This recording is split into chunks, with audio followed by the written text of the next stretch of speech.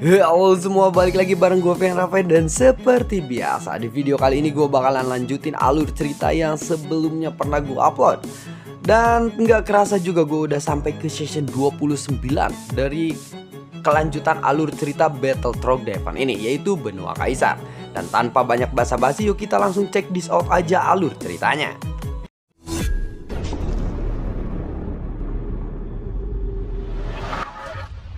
Di episode sebelumnya, kemunculan Dewa Kematian ini sungguh mengejutkan orang-orang dari dunia Taisu, termasuk nomor urut 11 ini. Dia tidak bisa berkutik sama sekali melawan si Dewa Kematian. Nomor urut 11 benar-benar keheranan kenapa dia tidak bisa menggerakkan tubuhnya dan juga sayap dan bahkan armor dewa palsunya. Bukan hanya itu saja, tetapi tiba-tiba tubuhnya kembali lagi ke arah di mana sebelumnya dia mencoba untuk melarikan diri dari si Dewa Kematian ini. Pemimpin nomor 1, tolong selamatkan aku, ucap dari si nomor 11 ini. Namun senjata dari si Dewa Kematian sudah melesat dan mendarat di kepala nomor urut 11 ini. Dan kepala nomor 11 ini langsung meledak seketika. Buar. Nomor urut 11 pun terbunuh oleh serangan itu. Kepalanya hancur dan menjadi berupa potongan-potongan daging cincang. Namun anehnya, potongan-potongan daging itu bisa menyatu kembali. Dan itu bukan untuk dipulihkan, tetapi tubuhnya malah menjadi mayat tidak bernyawa alias seperti zombie. Mayat nomor 11 ini langsung mengikuti sosok Dewa Kematian. Adegan ini pun tampak sangat menakutkan. Setelah mati, nomor urut 11 ini ternyata bisa dikendalikan oleh si Dewa Kematian dan digunakan sebagai pasukannya. Bagaimanapun, nomor 11 ini merupakan pasukan elit dari dunia Taisu. Bagi pasukan dunia Taisu yang melihat nomor 11 ini tewas hanya dengan sekali pukulan saja dan pertempuran itu pun terlihat begitu tragis. Ini pasti merupakan pukulan yang berat bagi mereka. Apakah dia seseorang Dewa Kematian? Tanya dari Xiaoyan di dalam hatinya. Hei, tunggu dulu. Sepertinya kamu mengenalnya. Jawab dari si rubah iblis ekor 9 ini. Xiaoyan pun menggelengkan kepalanya dan menjawab. Aku hanya tahu julukannya saja. Dia sungguh memiliki kekuatan yang sangat kuat. Aku ingin tahu sekuat apa senior Dewa Kematian ini. Tanya dari Xiaoyan. Mendengar itu, si rubah iblis pun kembali berkata. Aku sendiri tidak mengetahuinya, jawab dari si rubah iblis ini. Apakah senior benar-benar tidak tahu? Padahal Anda tinggal bersamanya setiap hari di dalam labu bau itu bukan? Tanya dari Xiaoyan lagi. Rubah iblis ekor 9 ini tiba-tiba memandang ke arah Xiaoyan dengan tatapan aneh. Hei bocah, tolong jangan berbicara yang tidak masuk akal. Meskipun aku orang yang sangat centil, aku juga punya prinsip. Aku tidak akan melakukan hal seperti itu dengannya, ucap dari si rubah iblis berekor 9 ini. Xiaoyan pun tercengang saat mendengar itu dan dia sedikit bingung. Jadi benar bahwa dia adalah Dewa Kematian? Tanya dari Xiaoyan. Hah? Bagaimana kamu bisa mengetahui identitasnya? Secara logika, identitas ini seharusnya cukup misterius bagi beberapa orang yang ada di dunia ini. Aku biasa memanggilnya dengan sebutan Ti Liao. Tetapi nama aslinya adalah Jiwu. Dan orang-orang memanggilnya dengan sebutan Dewa Kematian, jawab dari si rubah iblis. Dewa Kematian, sepertinya identitasnya ini berhubungan dengan hidup dan mati seseorang, benar kan? Tanya dari Xiaoyan lagi. Sebenarnya dia hanya bertanggung jawab untuk membunuh jiwa-jiwa yang jahat saja sih sebenarnya. Tapi entahlah, jawab dari si rubah ekor 9 lagi. Xiaoyan pun hanya menggelengkan kepalanya saja karena dia memang tidak terlalu memahami ucapan si rubah iblis ini. Semua orang yang dibunuh olehnya akan disebut dengan undead atau mayat hidup. Dan mayat hidup ini tidak akan mati sepenuhnya dalam jangka waktu tertentu. Dan juga bisa dikendalikan olehnya. Bagaimana? Sangat menarik bukan? Ucap dari si rubah iblis ini lagi. Dadanya memang menjulang tinggi. Sungguh mengesankan. Sehingga Xiaoyan pun harus membelakangi rubah iblis berekor 9 ini saat dia mengobrol dengan si rubah iblis. Karena dadanya sangatlah montok, semok, dan genyal sekali. Dan Xiaoyan pun takut, benar-benar takut akan terpesona oleh si rubah iblis berekor 9 ini. Hei, "Kenapa kamu tiba-tiba membelakangiku? Itu sungguh tidak sopan," ucap dari si rubah iblis ini. Setelah mengatakan itu, rubah iblis berekor 9 ini lalu muncul di depan Xiaoyan lagi. Dan di saat yang sama ada sebuah aura negatif yang memancar dari kejauhan. Dan meskipun jaraknya ini cukup jauh, rubah iblis ini masih bisa merasakan niat membunuh yang sangat kuat dari aura itu. Aura itu melesat dengan sangat tajam. Dan rubah iblis berekor 9 ini segera mundur untuk menghindarinya. Namun aura itu tidak mengenai Xiaoyan sama sekali. Meskipun saat rubah iblis ini menghindar, aura itu jelas mengenai Xiaoyan dan melewati tubuhnya. Namun itu cukup mengejutkan bagi Xiaoyan. Lalu dia melihat ke arah di mana aura itu berasal. Dan di ujung yang jauh ada seseorang yang memancarkan aura yang menatap ke arah rubah iblis berekor 9 ini. Yang baru saja mendekati Xiaoyan dan merayunya. Bahkan dari kejauhan rubah iblis ini bisa merasakan tekanan yang begitu kuat. Wanita yang sangat galak. Dia sepertinya sudah cemburu walaupun aku belum melakukan apa-apa padanya, ucap dari si rubah iblis berekor 9 ini. Xiaoyan pun hanya bisa menggaruk kepalanya saja saat mendengar kata-kata itu. Sudah jelas bahwa aura itu berasal dari sang permaisuri. Adegan ini juga membuat Xiaoyan langsung merasa bahwa dia tidak dapat melanjutkan obrolannya dengan si rubah iblis ini. Jika tidak, sesuatu yang mungkin sangat fatal akan terjadi. Dan pertempuran sekarang sedang berjalan lancar. Mungkin akan berantakan dengan ngamuknya sang permaisuri Chen Xianyuan ini. Yah, wanita memang seperti itu. Mereka selalu memancarkan aura. Aura kecemburuan jika aku berdekatan dengan wanita lain. Sementara itu, tentara Blazing Army yang telah dipanggil oleh sang permaisuri beserta istana immortal surgawinya dikabarkan sebagai pasukan terkuat dari pihak permaisuri dan sampai saat ini belum pernah terkalahkan. Permaisuri adalah penguasa absolut dari alam Suanjin. Dan melihat ini, Zhu Hao pun merasa beruntung karena mengambil keputusan yang tepat dan memihak kepada sang permaisuri. Pada saat ini, pasukan dari dunia Taisu pun sangat terkejut setelah mereka datang ke alam Suanjin. Mereka tentu saja sudah melakukan banyak upaya, namun tetap saja mereka masih tertekan. Mereka semua tahu tentang kekuatan yang mengancam dunia Suanjin ini. Dan mereka juga tahu tentang sang permaisuri yang begitu kuat. Namun berita yang mereka terima adalah sang permaisuri telah lama mati. Jadi mereka tidak memperhatikan sang permaisuri sama sekali. Tanpa diduga, makhluk kuat yang seharusnya mati tiba-tiba muncul di sini. Dan saat ini telah menjadi penghalang terbesar bagi orang-orang dunia Taisu. Pada saat ini juga, di atas salah satu Taisu Senju ada beberapa sosok yang berdiri. Dan nomor di lengannya ini tertulis ada nomor 2. Di saat sebelum nomor 11 ini mati, dia memanggil nomor urut 1. Tetapi tampaknya nomor urut 1 ini belum muncul di sini. Dan tampaknya yang nomor 2 lah pemimpin dari pasukan dunia Taisu saat ini. Dan dari kematian nomor urut 11 ini membuatnya sedikit cemberut. Bagi orang-orang dunia Taisu, tentu saja itu merupakan kehilangan yang cukup besar.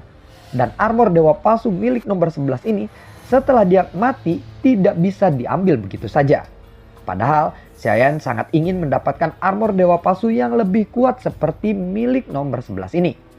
Tetapi Xiaoyan tidak menyangka bahwa orang-orang dunia Taisu begitu berhati-hati.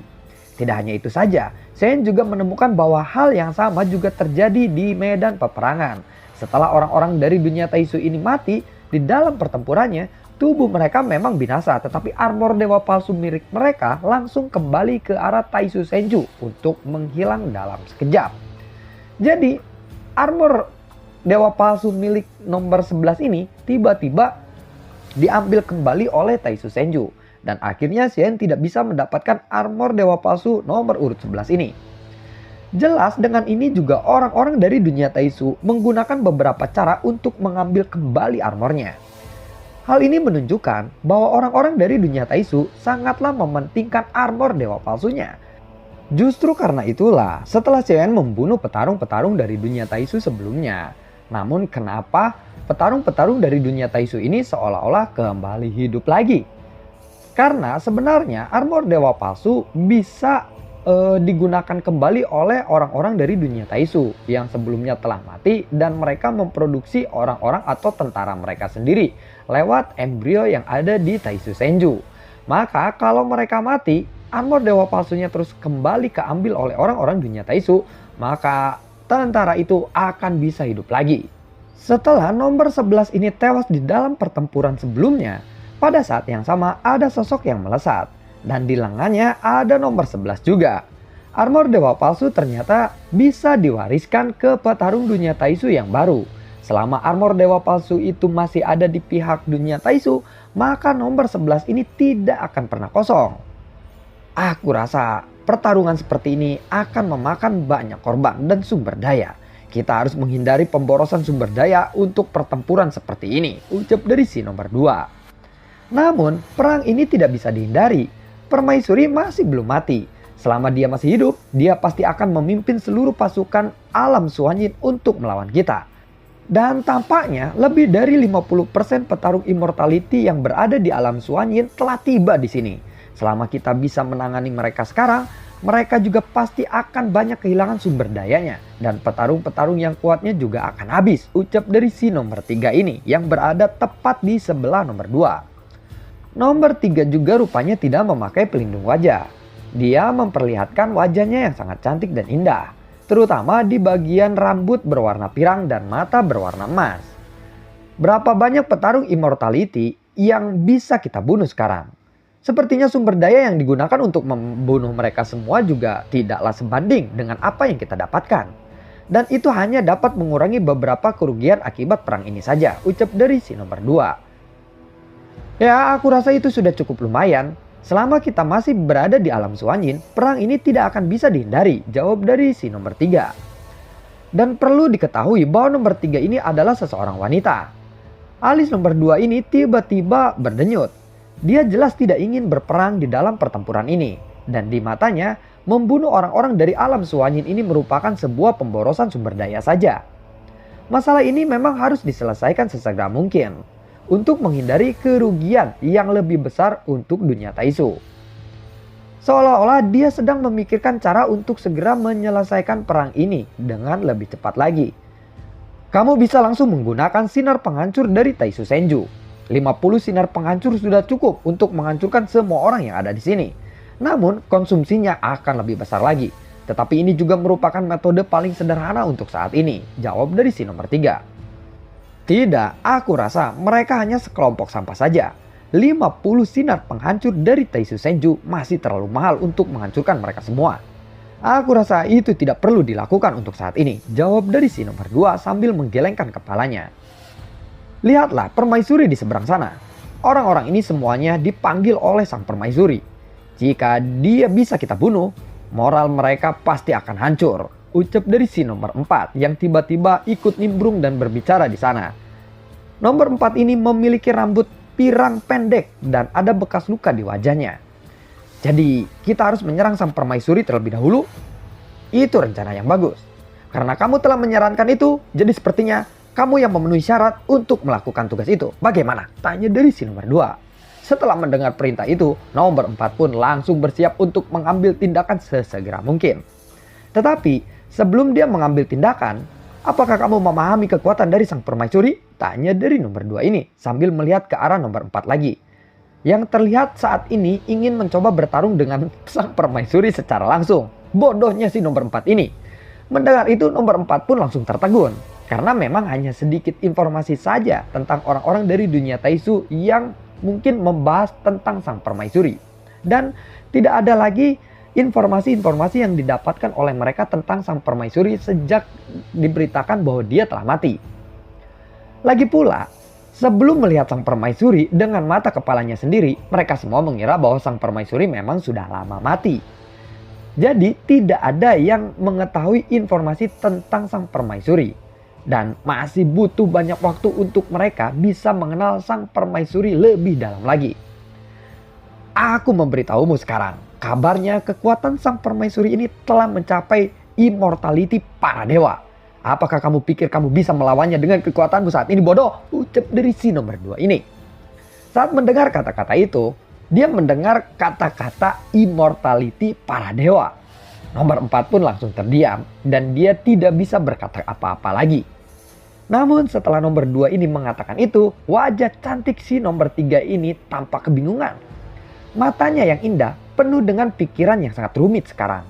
Lalu dia memandang ke arah sang permaisuri yang sedang duduk di singgasana di atas kepala naganya. Kami telah menemukan banyak penyelidikan dan memang telah terbukti bahwa sang permaisuri telah lama meninggal. Jika dia benar-benar seseorang immortality para dewa, mengapa dia membiarkan kita menjara sumber dayanya dan baru sekarang dia akhirnya muncul lagi? Tampaknya agak tidak masuk akal mengenai kekuatan sang permaisuri. Bagaimana? Tanya dari si nomor 3 ini. Begitu pertanyaan itu terdengar, baik nomor 2 dan juga nomor 4 langsung melirik ke arah nomor 2. Karena sepertinya semua ucapannya ini terdengar benar. Mungkin, maaf, salah. Baik nomor 3 dan nomor 4 langsung melirik ke arah nomor 2. Apakah maksudmu itu hanyalah seorang yang berpura-pura kuat saja sekarang? Tanya dari si nomor 2 ini secara perlahan. Nomor 3 pun lalu mengangguk. Jadi maksudmu orang itu bukanlah sang permaisuri? Ya, begitulah. Berdasarkan pemahamanku, sebagai seseorang wanita, kemungkinan besar dia memang sedang berpura-pura. Jika dia benar-benar seseorang immortality para dewa, dia tentu saja tidak perlu bersusah payah untuk berurusan dengan kita sekarang. Kita memang tidak memiliki kemampuan untuk menghadapinya sekarang. Tetapi yang jelas bahwa dia tidak terlalu sulit untuk kita hadapi. Apalagi sampai saat ini dia masih menunggu duduk santai dan minum teh di atas singgasananya sambil melihat ke arah peperangan. Dan sepertinya dia tidak berencana untuk mengambil tindakan, bukan? Dan menurutku permaisuri ini bukanlah permaisuri yang dibilang sekuat itu. Dan sepertinya rumor tentang sang permaisuri hidup kembali itu juga salah. Kekuatannya saat ini seharusnya hanya dari sisa-sisa kekuatannya saja jika dia pun benar itu sang permaisuri. Jadi kita tidak akan melawan full power dari sang permaisuri karena dia telah mati, benar kan? Setelah mendengar ucapan itu, nomor 2 ini langsung menggaruk-garuk dan mengangguk kepalanya lagi. Ya, bisa dikatakan seperti itu. Dia setuju dengan apa yang dikatakan oleh nomor 3. Karena memang sangat masuk akal. Jika sang permaisuri cukup kuat, dia pasti sudah menekan mereka semua sejak lama. Dan itu masuk akal.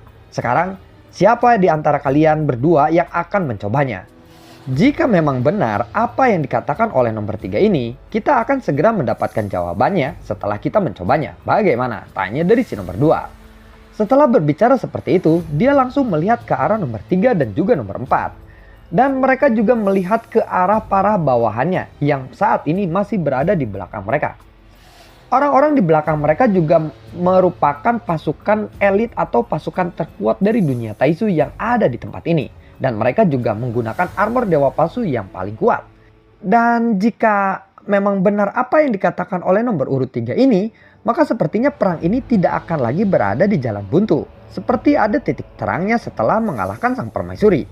Namun, jika permaisuri ini masih merupakan orang yang super kuat dan tidaklah lemah, dan dia telah mencapai tingkat immortality para dewa seperti yang dikabarkan orang-orang, maka diperkirakan ujian ini akan berdampak pada hidup mereka yang menyerang sang permaisuri.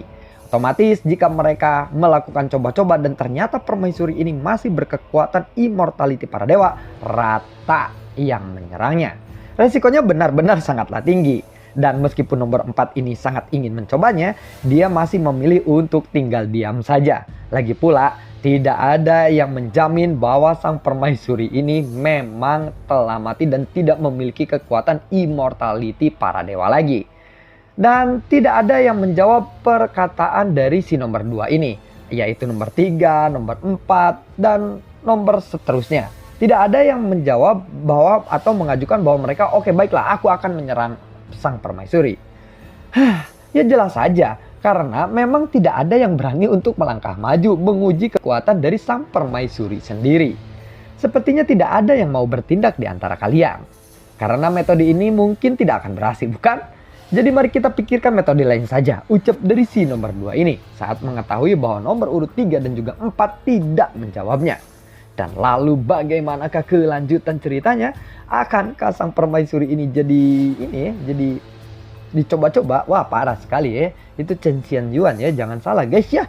Gue ngefans banget sama Chen Xianyuan yang agak-agak gemes gitu ya. Sampai ketemu lagi di video gue berikutnya dan semoga sehat selalu untuk kalian. Dan gue selalu ucapin terima kasih banyak untuk kalian yang sudah mendukung channel ini dari dulu hingga saat ini. Dan gue juga selalu ucapin terima kasih banyak buat kalian yang sudah mensupport lewat link Saweria di bawah kolom deskripsi. Sampai ketemu lagi di video gue berikutnya dan assalamualaikum, sampai jumpa, dadah.